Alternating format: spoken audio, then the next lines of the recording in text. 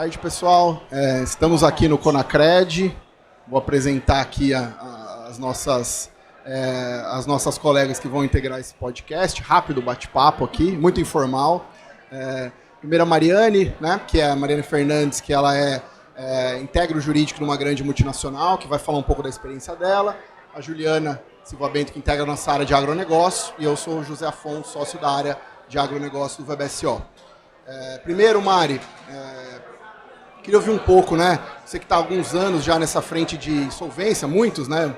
Experiência larga, não só na área de insolvência, mas agora também há algum tempo na cadeia de fertilizantes, né? A gente está passando por um momento de crise, né?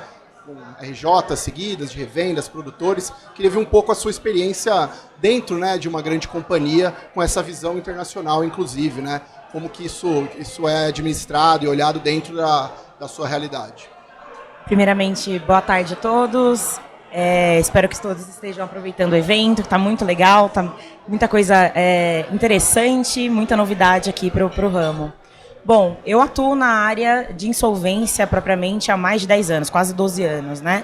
E eu tive a oportunidade de trabalhar já tanto pelo credor quanto pela devedora e agora participar dentro de um jurídico de uma multinacional, o que muda toda a perspectiva, né, sobre o negócio, especialmente sobre a insolvência. Estar dentro de um jurídico corporativo é diferente, especialmente quando você senta do lado de cá e entende o impacto que a insolvência tem no mercado de insumos, né? Então, assim, existe de fato uma preocupação com relação ao aumento das recuperações judiciais, com relação ao aumento de crédito no mercado do agro e, enfim, os impactos externos, né, que acabam também, enfim, trazendo um pouco de preocupação para a área, o que é inevitável, né?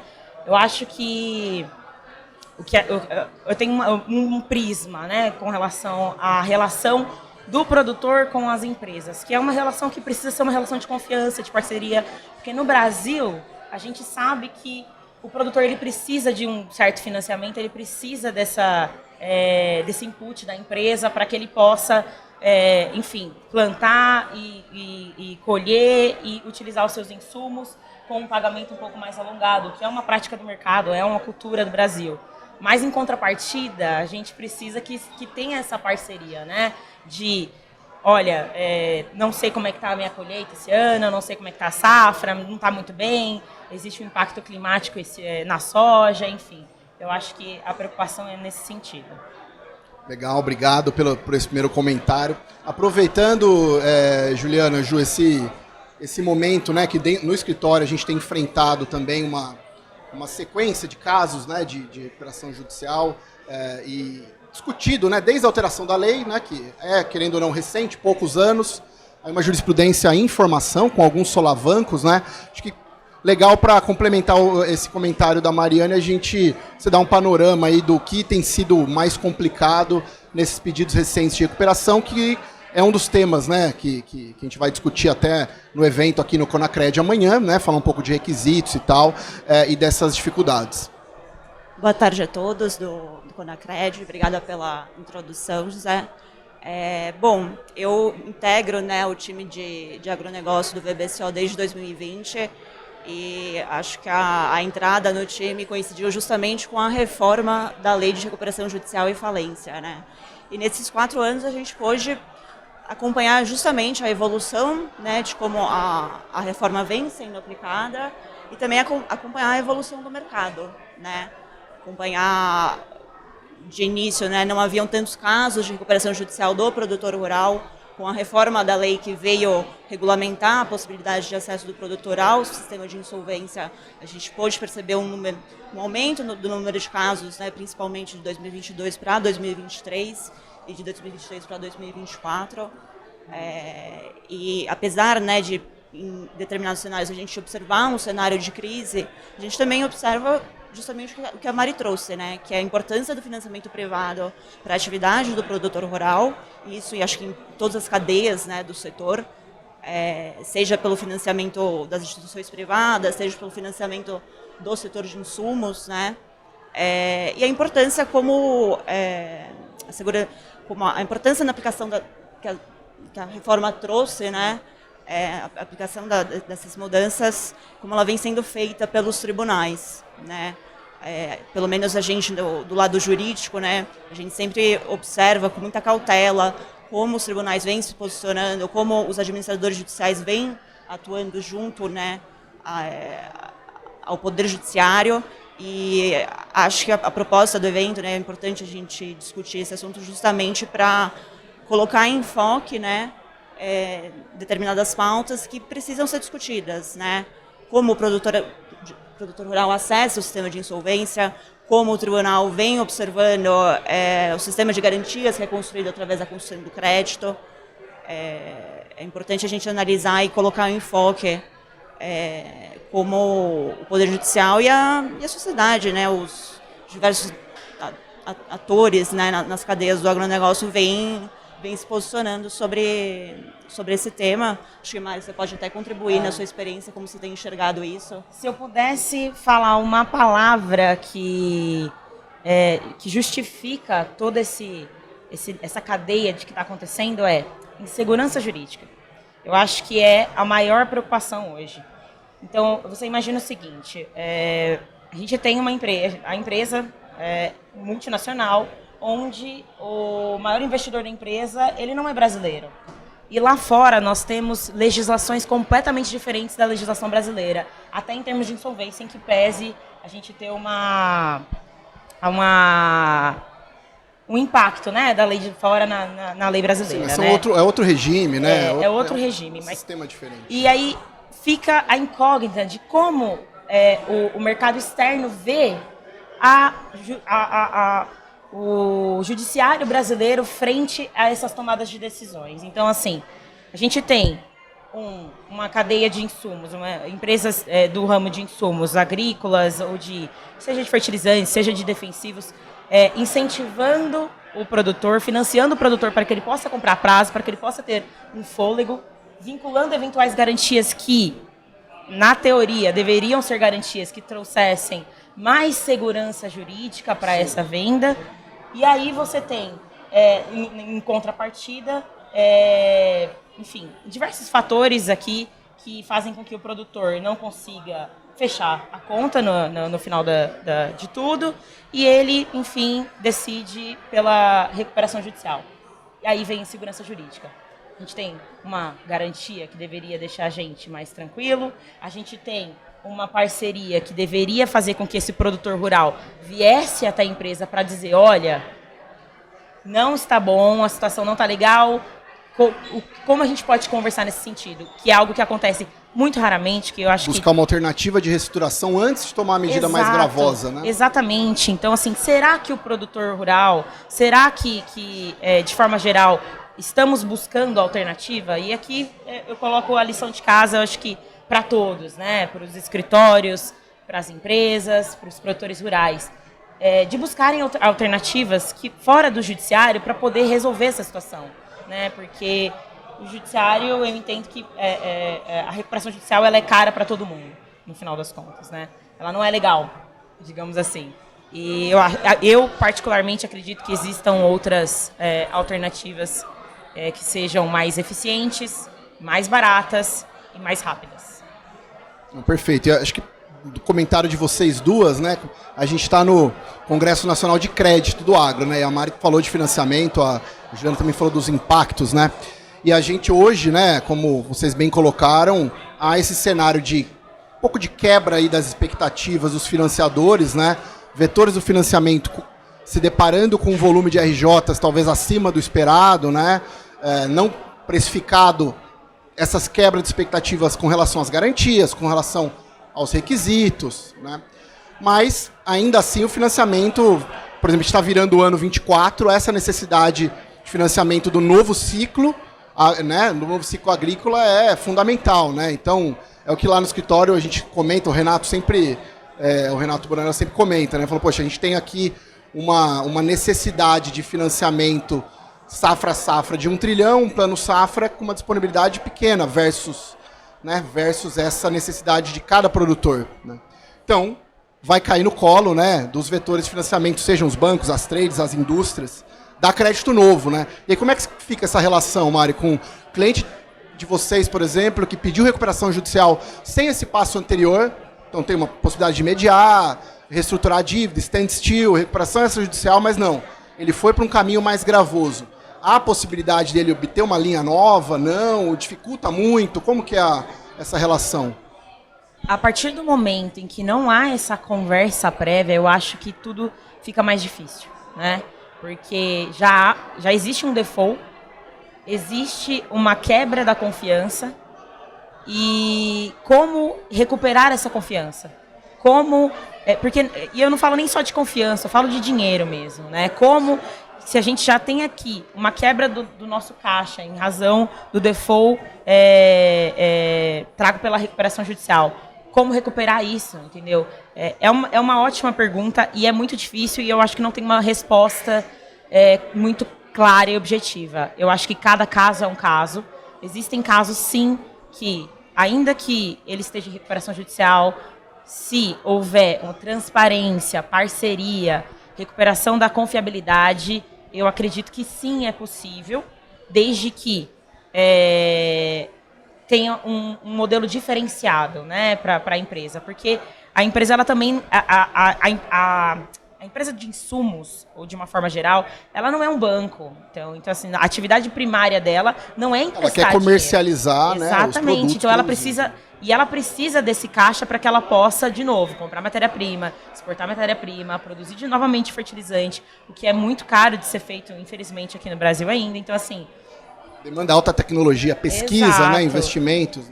Exatamente. Então, assim, não é tão fácil quanto parece, porque existem outras premissas que devem ser analisadas por trás de toda a recuperação judicial, por trás de toda a quebra do crédito. Mas a preocupação também, Zé, que eu acho que que é importante falar aqui, é sobre as decisões que o judiciário vem tendo em relação às recuperações judiciais, entendeu? Então, assim, poxa, a lei vem para trazer um pouco mais de segurança jurídica, mas aí ela é interpretada de uma forma com que traga algo completamente oposto com aquilo que está previsto. A exemplo, a CPR, né? Poxa, CPR era para ficar fora da RJ, a gente vincula uma CPR, infelizmente a gente não tem tantas decisões, não de primeira instância, a gente vê de segunda instância, enfim, STJ, a gente consegue algo positivo, mas tudo isso acaba desgastando, né, a relação, acaba desgastando o crédito em si, porque ele já fica lá há muito tempo, até a gente conseguir uma decisão, o que aconteceu, né, quantas safras se passaram. Mesmo quando você tem uma garantia atrelada a produto, né, a dificuldade de você constranger esse produto com efetividade e agilidade, não ter uma decisão que nesse meio tempo, né, libere de alguma forma o arresto realizado por força da determinação do juiz recuperacional, que é o que a gente tem visto. Aproveitando essa deixa das garantias, sobre a matriz de garantias, a Mari comentou as relativizações, né? E aí na nossa prática, pelo menos, não dá pra gente falar empiricamente, mas acho que no ecossistema que dos parceiros que a gente atende, dos nossos clientes, a gente vê, né, normalmente garantias de produto físico, né, produto biológico, e as garantias de imóveis rurais, né. Acho que vale colocar um pouco o pessoal que talvez não esteja nesse dia a dia tanto, as dificuldades que a gente tem, até em lidar com os administradores judiciais, os temas de bem essencial, para demonstrar, poxa, aqui eu não tenho bem de capital, ou aqui essa terra não é a terra fundamental para aquele agricultor seguir produzindo, mas é fundamental para o meu cliente recuperar, né, a expectativa de investimento que ele fez lá atrás, de funding, né? Então, comentários que vale, porque essa diferenciação é muito agro, né? É a insolvência no agro. Né? Nos outros setores a gente não tem esse tipo de disputa. Tem a discussão nesse nível de detalhe, né? Exato. Mas aproveitando o gancho, né, com a fala que a Mari trouxe, de fato, o legislador ele procurou fornecer diversos instrumentos, né, na tentativa de trazer o mínimo de segurança jurídica. Isso para todos os lados, né, não só para o lado do credor, mas também do lado da própria empresa em recuperação. Né. Da mesma forma que a lei trouxe a essa concursalidade da CPR de barter, ela também protege, né, o bem de capital essencial da empresa em recuperação. Só que quando essas alterações vêm sendo aplicadas pelos tribunais, a gente vê algumas flexibilizações, né?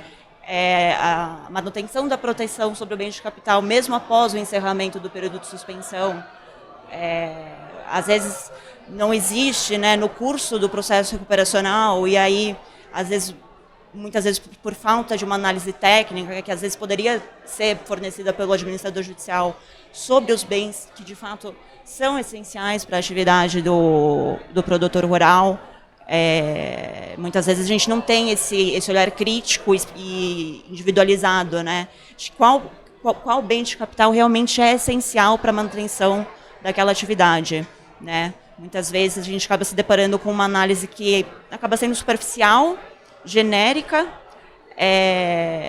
e se de um lado a empresa em recuperação ela acaba gozando, né, dessa superproteção de todos os bens que integram ali o patrimônio, de um lado a gente tem uma coletividade de credores que, a princípio, esperavam estar assegurados com essa garantia, né, seja sobre o bem imóvel, por exemplo, ou seja sobre a alienação fiduciária de grãos, semoventes, e que muitas vezes acaba sendo relativizado por conta dessa análise genérica, né, e acaba não conseguindo acessar a garantia que, em tese, lhe foi outorgada, né, e é o que o José comentou, né. Quando você passa isso para uma análise em segunda instância, muitas vezes já decorreu um tempo em que você perde o produto, o objeto Exato. da garantia, né? O objeto da garantia acaba se esvaziando, seja alienação fiduciária de grãos, seja cessão fiduciária de recebíveis, e é uma relativização que a gente vê, né, em primeira instância, muito embora o STJ já tem sedimentado o entendimento sobre esses temas, né, no sentido de que a commodity, os grãos, eles não se enquadram. Não é uma decisão tão recente, já tem um tempinho, né? Uma boa decisão da ministra Nancy na relatoria. Exato, né? É um entendimento que ele já vem se consolidando há anos, que infelizmente muitas vezes não é replicado nas primeiras instâncias, né? De que não só os grãos não se enquadram no conceito de bens de capital, os recebíveis que são cedidos fiduciariamente também não se enquadram no bem de capital, né? E muitas vezes a análise em primeira instância acaba ultrapassando, né, esses conceitos mínimos, esses parâmetros objetivos mínimos que a lei procurou trazer.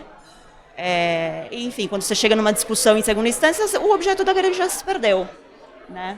E Ju, você falando aqui, eu lembrei de uma coisa muito interessante, que assim, eu atuo na área já faz muito tempo e eu vi várias discussões dos mais diversos tipos sobre a lei de RJ. E eu me recordo de, no passado, haver uma preocupação sobre a interpretação da lei que dava um ensejo mais protetivo para os credores em si. Aí depois, agora já está mais para o devedor. Daqui a pouco, será que a atividade do administrador judicial ela tem sido eficiente, ela não tem sido? Então, a cada ciclo, a gente vai vendo uma discussão sobre determinado assunto frente à lei de recuperação judicial e falência e que levam a uma preocupação geral para mim, que é a lei em si, ela está moldada para o dia a dia, para a prática do agronegócio brasileiro? Será que ela está? Porque ela não foi feita para isso. A lei Exato, de esse RJ, é um bom ponto. Ela não tem o direcional para a atividade, não né? Não à toa que começou há pouco tempo empresária atrás em ali, geral. né? Não é muito tempo que se vê RJ do agro. Começou, salvo engano, ali com Pupim e tudo mais. Exato. Então, a lei ela não foi feita para isso. Em que pese o agro... histórico, inclusive, né? Exatamente. Dessas discussões todas, que são bem específicas. E em que pese o agro ser responsável, a maior responsável pelo PIB do Brasil. A gente vê leis esparsas que tratam sobre o assunto. E a lei de recuperação judicial, eu tenho certeza que ela não foi moldada para isso, ela tem sido. Então, vai fazendo meio que um puxadinho. Puxa aqui, fala da CPR. Puxa ali, fala do AJ. Puxa aqui, fala de um bem de capital essencial. E aí vai. E aí a gente vê um crescente índice de recuperação judicial, mas em contrapartida, como o judiciário tem visto isso? Eu acho que a gente precisa estudar mais o assunto. Acho que a gente precisa de um judiciário mais preparado para falar daquilo que é uma das coisas mais relevantes do país, que é o agronegócio. Sim, e as particularidades que essas RJs trazem, né? Porque você bem colocou, né? essa alteração legislativa recente que a gente tem da 14.112, ela veio com uma emenda, né, que é o puxadinho que você comentou, uma emenda que foi feita, pensada, discutida, etc., mas são alguns poucos artigos para tentar corrigir inseguranças, né? Quais documentos são necessários, né? Então essas particularidades foram endereçadas na lei, mas ainda assim, como a Ju comentou, né, e você também, o papel do AJ, por exemplo, como que essa análise que o AJ faz inicial dos documentos? Porque o judiciário, querendo ou não, tirando, acho que, as varas especializadas, né, casos mais específicos em que aquele magistrado tenha o conhecimento, ele acaba dependendo dessa análise casuística, né, e de uma avaliação técnica do administrador judicial. E eu queria até aproveitar, Mário, você também tem essa experiência na frente da administração judicial. Do nosso lado aqui, o que a gente tenta motivar em alguns casos é que o AJ vá a campo, literalmente, né, para avaliar o bem, para fazer uma visita e entenda também as particularidades da atividade desempenhada, né? Só que essa é uma dificuldade, porque, como você colocou, a lei não é feita para o agro, né? E o administrador, muitas vezes, não tem essa expertise, esse conhecimento, e o juiz vai depender dele para tomar uma decisão, né? Você acha que tem alguma saída? O administrador deveria procurar uma especialização? Ou os juízes deveriam ser um pouco mais seletivos? Porque quando a gente está em grandes centros, a gente não vê tanto esse problema, mas em casos pontuais, em comarcas menores, que a gente compreende a dificuldade do judiciário, a gente nota, às vezes, conduções que não parecem ser as mais adequadas, né, gerando bastante instabilidade nos casos, né? Olha, José, assim, eu trabalhei durante 6 anos como administradora judicial e tive a oportunidade de atuar nas mais diversos ramos de empresas. Então, indústrias alimentícias, ou do agro, têxtil, carro, enfim. E eu acho que, assim, o administrador judicial, ele faz toda a diferença no processo, desde que ele saiba o que ele está fazendo, ele tem especialidade e ele tem a confiança ali, não só do juiz. O administrador judicial, ele tem que ter a confiança de todos. Então, em que pese ele ser ali o braço direito, né, como era considerado, do juiz, porque é ele que nomeia, ele precisa ter credibilidade para atuar frente àquele negócio. E credibilidade... fazer a interface com os credores, né? Porque a gente, como credor, exatamente, muitas vezes, que é normalmente o nosso papel aqui, né? A gente depende desse contato, dessa troca, de tentar definir necessária com a Jota, né? Eu diria que ela é essencial, porque eu tenho visto muito que o papel do administrador judicial, ele tem sido um pouco obsoleto no sentido de que ele está ali só atuando para ver se os requisitos da lei estão sendo cumpridos, para enfim, seguir dar as informações. Exatamente, É. procedimento, das informações para o juiz, e não, vai além. E eu entendo que a pretensão do legislador ao formalizar a figura do administrador judicial foi trazer exatamente expertise para um processo que é um processo enorme, que envolve direitos dos mais diversos tipos. Há uma coletividade de pessoas ali envolvidas. Então, para mim, a expertise do administrador judicial, ela é essencial. Então, ele tem que, sim, ir a campo, ele tem que ir lá, ele tem que visitar. Bom, na minha época, eu costumava todos os meses visitar a empresa que estava em recuperação judicial para poder elaborar o RMA. Então, assim, eu já vi administrador judicial fazendo o RMA com foto do Google. Isso não é fiscalização.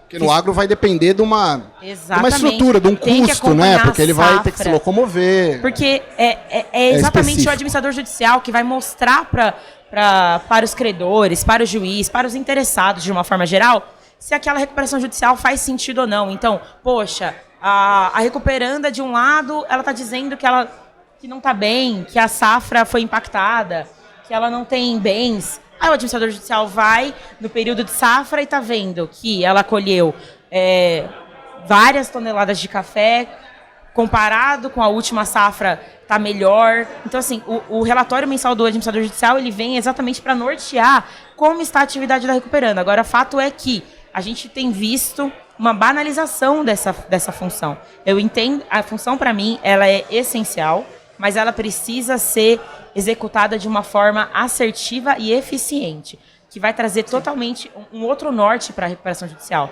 que é o administrador judicial que fala com o credor, que explica. A gente tem muitos credores que não têm advogado. A gente tem muitos credores, eu atendia muitos credores assim, nossa, eu recebi aqui uma carta de vocês. Dependendo do AJ indicar, né? Qual é o próximo passo? O administrador judicial que não explica, né? Poxa, explica para o credor, olha, o que é uma recuperação judicial, faz uma aulinha, faz um cartaz, deixa claro, né? Eu acho que a informação ela é extremamente necessária para a tomada de decisão. Poxa, será que essa recuperação judicial ela é viável? Sim. Quantas recuperações judiciais são viáveis no final? Porque a gente vê vários planos sendo homologados e no final passam-se 2 anos, a empresa infelizmente não consegue cumprir o PRJ, não consegue nem sequer passar da carência e ela vem a ter sua falência decretada. Então, assim, entendo que sim, o administrador judicial ele é necessário, mas desde que ele tenha expertise. E a expertise é estudar mesmo. Poxa, é uma indústria têxtil, deixa eu estudar a indústria têxtil, deixa eu entender quem é o maior cliente, deixa eu conversar com o maior cliente dessa recuperanda, eu vou fazer uma fiscalização assertiva, uma fiscalização proativa. Isso faria toda a diferença no mercado, eu tenho certeza. E essa questão que você comentou, né, análise da viabilidade, né, que no final, no nosso sistema, em regra, não vou nem entrar na questão da crise de insolvência aqui, falar de questões mais jurídicas, mas no nosso sistema, em regra, você tem os credores avaliando a viabilidade no momento de aprovar ou não um plano, né? E aí a gente sabe que outra particularidade das recuperações do agro, principalmente produtores rurais, é a documentação que é apresentada no pedido, a despeito da alteração da lei, né? E a contabilidade um pouco mais rudimentar, um pouco mais superficial, né? Então, a participação do AJ aqui na confecção dos RMAs, por exemplo, talvez, muitas vezes, seja o único dado, né? Algum dado auditado, entre aspas, porque a gente não tem balanço auditado, né? Talvez seja o documento confiável, feito por um terceiro, que aquele credor tenha condição de bater com a sua análise de risco lá atrás, análise de crédito, no momento da concessão, né? Então, acho que de fato esse é um ponto essencial que ainda, né? Talvez aumentando o número de AJs, né? Acho que esse mercado está crescendo, tem muita gente pedindo recuperação e voltando e de fato reestruturando. Então, acho que esse desenvolvimento vai ser necessário para a área como um todo, né? A pergunta que eu acho que eu vou deixar aqui para finalizar esse podcast o que nós, assim, tanto como empresa, quanto como escritório, quanto como produtores, estamos fazendo para que, de uma forma geral, a economia brasileira relativa ao agronegócio melhore.